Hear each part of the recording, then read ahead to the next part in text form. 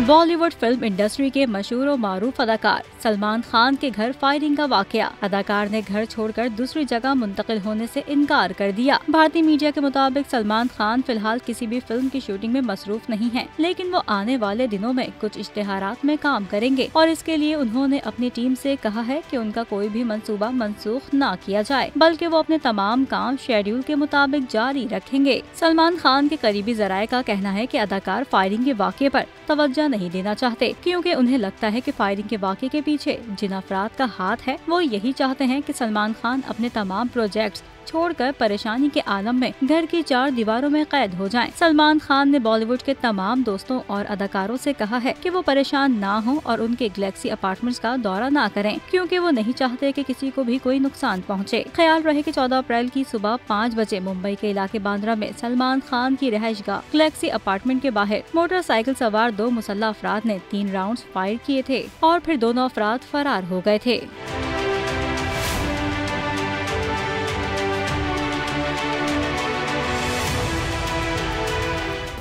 Subscribe करें और bell दबाएं ताकि कोई खबर रह न जाए।